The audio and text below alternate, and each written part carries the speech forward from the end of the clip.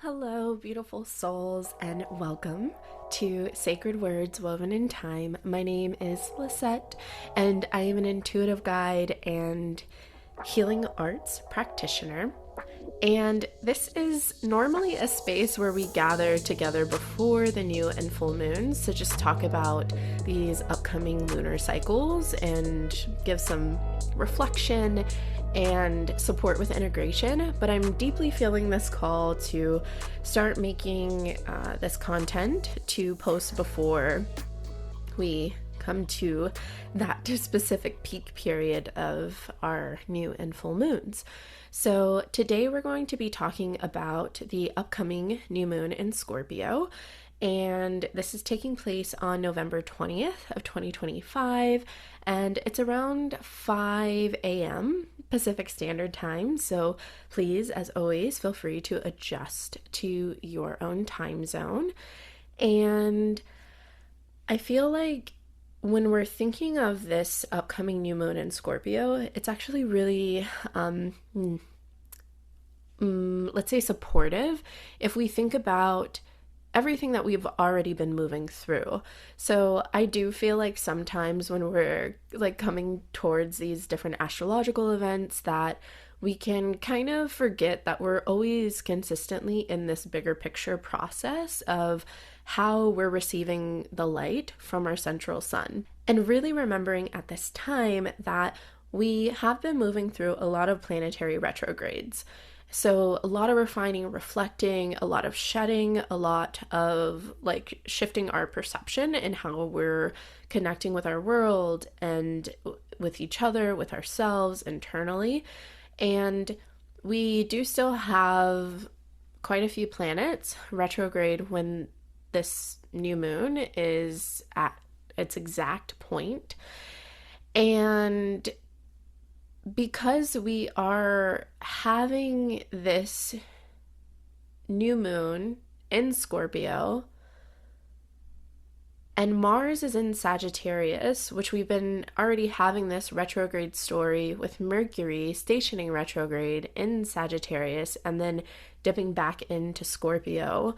Like, we're getting this extra, how do I want to say, refining and seeding within these desires,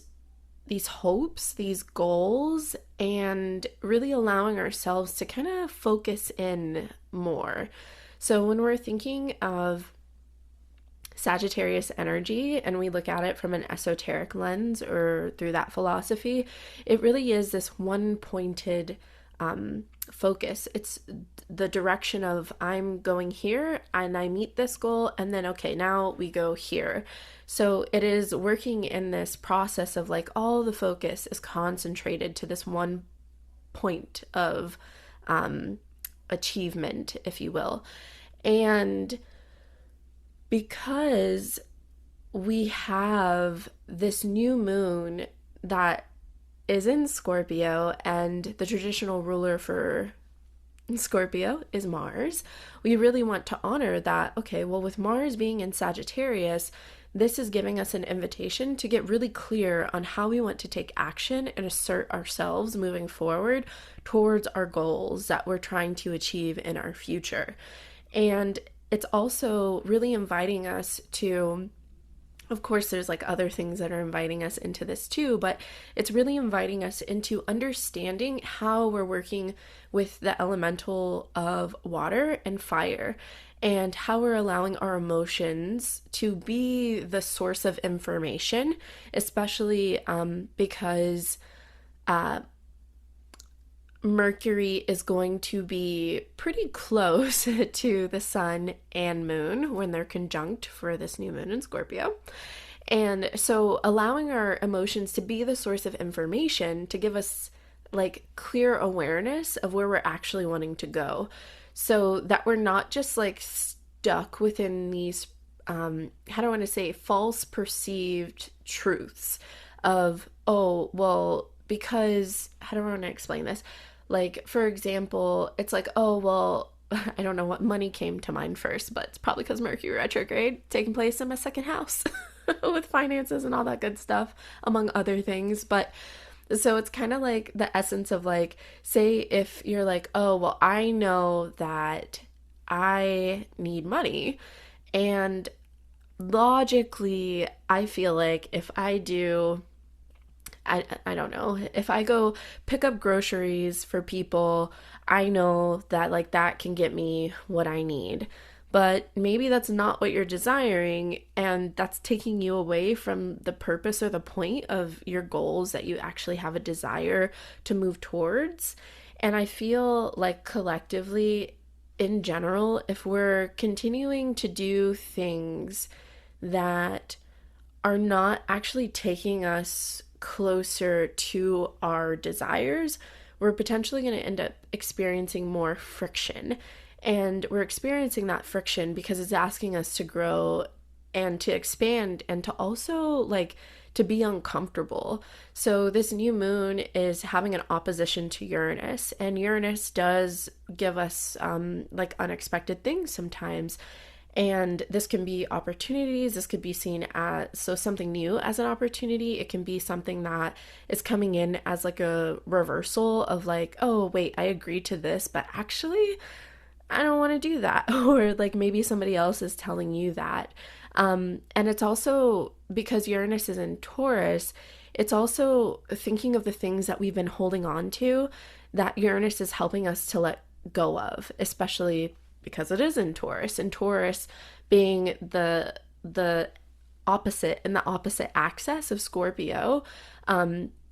Scorpio helps us with letting go, and Taurus can represent the things that we're holding on to. And I think that Uranus and Taurus is inviting us to honor what we're holding on to that's valuable, but it might be in a scarcity or fearful mindset. And the reason I share that is because this new moon in Scorpio is also having an aspect to Saturn over in Pisces, which is retrograde, and it is also having some communication with Neptune too. So really thinking of this unveiling of coming towards this deeper awareness of truth with that Sagittarius energy that we're working with. And thinking of our limitations and our fears that we've still been kind of getting swept back into. And I feel like, if we have been paying attention to some of those fears that have been coming back to the surface that maybe we thought we moved through, knowing that like really don't be hard on yourself if you're like, dang, I thought I was done with this and then now it's back. Because since Mercury ingressed back into Scorpio, this is actually really showing us during this time of the new moon of some of the things that it's like, oh, hey, yeah, no, they're like a little bit more love to this aspect of self, to the shadow that is laying within this place of darkness that's still fearful, as if like maybe they're alone or that they won't be taken care of, right? Just thinking of the opposite energy of Taurus that we like to bring in sometimes, even though we are focusing on Scorpio's energy. So with that being said, one of the other things that I thought was also kind of really important to notate is where we're also holding on to self-doubt. And the reason I was kind of tuning into this essence, and I kind of put it in our Substack weekly newsletter. So if that is something that you're not subscribed to, I invite you to subscribe to that if you'd like. You can do so down below in the description. But the reason that was kind of coming up is because sometimes when we're thinking of Scorpio energy, there can be this essence of doubting or being pessimistic or like this distrust, or even this paranoia. So just really noticing that, like, if there is any pessimistic mindsets, or if you're experiencing power struggles that are keeping you in this essence of feeling stuck, that now is the time that we don't want to allow ourselves to get frozen into these spaces. So I did post a video on YouTube, and I think also on Instagram, that was just kind of talking about that analogy of frozen water and how we are collectively having these aspects within our psyche, if you will, individually and collectively, that are thawing out. So, and just thinking of our nervous system too, for like, especially when Uranus goes back into Gemini, we really want to make sure that we're allowing for our emotions to give us information so that we can allow ourselves to be properly regulated within our nervous system, so we're not moving into these freeze states and staying stuck there, and the same as going into fight or flight as well. So we want to remember the gift of this like moving through the different states, and how every state does have its place, but how can we allow ourselves to pendulate more and not get stuck in one specific area, so then we can also remember to be within this ventral space of our nervous system, with just allowing ourselves to experience a little bit more peace or grounding, if you will, and relaxation, to invite ourselves to feel like we can connect with others.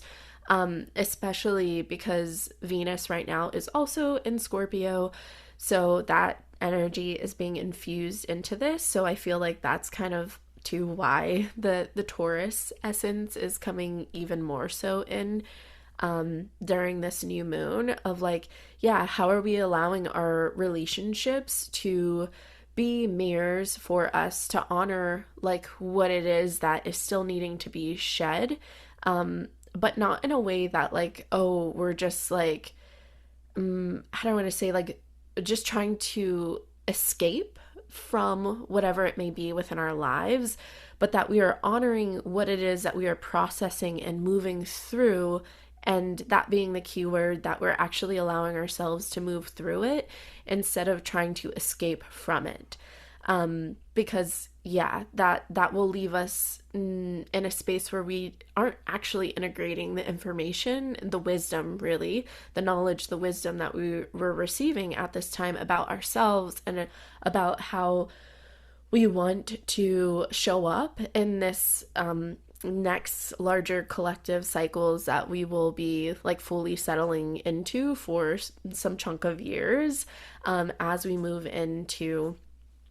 late winter, springtime next year. So, to just give some potentially like, let's say practical, advice if you want to work more consciously with this new moon in Scorpio. I personally always love doing little rituals, working with the water elementals, and I feel like because we are still working off of that energy from our grand water trine, with Saturn retrograde, Jupiter retrograde in Cancer, and oh my goodness, the sun in Scorpio, that working with water in like honestly any capacity, like I know for me, and I live in San Diego and it's been raining out here lately, and like allowing yourself to stand in the rain and just like receive cleansing, but also obviously being like making sure that you go get warm and, you know, get good afterwards so you don't get sick or anything. But even just sitting by a body of water and just seeing what wisdom wants to pour through you at this time. And another thing is a very nice ritual, I think, is if you want to work with frozen water, you can get some frozen water from your fridge and or freezer, I should say, but allowing yourself to like witness the thawing of frozen water, even if you watch a video online, because there's something so beautiful when you allow yourself to experience the fixedness of water, but it's shifting forms. And I think that is an invitation to remember the essence of our emotions in themselves, of how our emotions are very much of these core, like the same core essence that shifts form. And I know it's very like, I can't find the proper words for it, but I feel like that could be a very just like, I don't know, experiential connection with the water elemental to invite in some little hidden nuggets to potentially pour through if that's something that you're feeling. And then, of course, always just kind of notating where's a new moon taking place within your own natal chart towards the house that it's speaking to, as that will give you some insights on where this renewal is kind of seeding. And then, too, so you can honor. I think that sometimes we forget, like when we're working with new moons, like clearly we can set intentions, we can do all these things, but there's something so special about just leaving the space for our soul to plant those seeds, and like for them to be much more subtler than it going through our logical mind in the way that we want it to happen. So, and of course, like you can notate how you'd like to experience or receive whatever it may be, and then just remembering to like let it be sown underneath the soil and to allow it to rest within that darkness, and to not like keep like to dig it up, you know, and keep checking it as sometimes we tend to do when we ask for something and instead of letting go, which again, Scorpio is very key archetype for helping us remember, like, you know, when we do let go, then like those emotional charges toward it kind of like they're not as strong. And though there is a time for when those emotional charges are very supportive, but I feel like just for some of the things that some of us are being called to step into collectively, that we're still in this space where we're not necessarily going to have this bigger picture quite yet. Because I remember, was it during the summertime, and I was talking about these higher octaves of these archetypes that we're stepping into,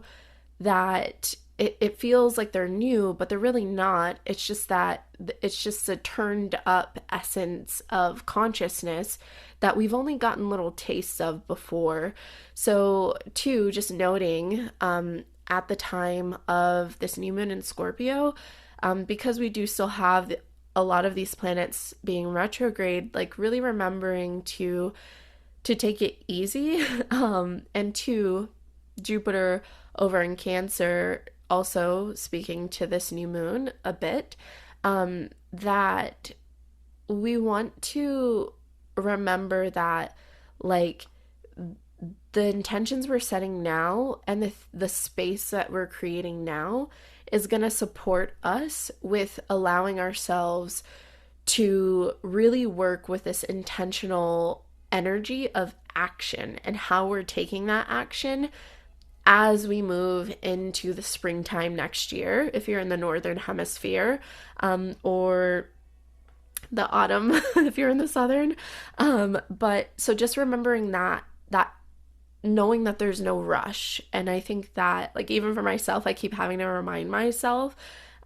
because we really want to make sure that we're really grounding and solidifying our mental structures, so we have this healthy connective bridge between our like intellectual intelligence but our emotional intelligence. And also because we have a lot of these energies taking place within the water signs, thinking of this intuitive nature that we are all like capable of tuning into, that we all have. And this is really inviting us to really attune to those intuitive muscles, to really trust what it is that we're feeling, and to like to how do I want to say, to honor this like intimate nature of being in connection with our own body, so then we can have like trust in what it is that we're receiving with the information when it comes to ourselves internally. So with all of that being said, I do hope that that was all supportive and flowed and made sense. But nonetheless, I do hope that you have a nourishing new moon in Scorpio ahead. And if you're ever desiring some one-on-one support along your journey, I do offer one-on-one astrology readings and one-on-one integrative healing sessions as well, where in that we work with our breath, Reiki, and sound to support with just integrating and moving through some of these different collective energies and honoring your own timing as well. And then I will be hosting on Saturday, November 22nd, 10 a.m. to 11:30 a.m. Pacific Standard Time, a Sun Circle for Sagittarius. So if you want to join that, all that information will be down below in the description. So until then, take care, stay blessed, and I look forward to when we happen to cross paths again. Bye!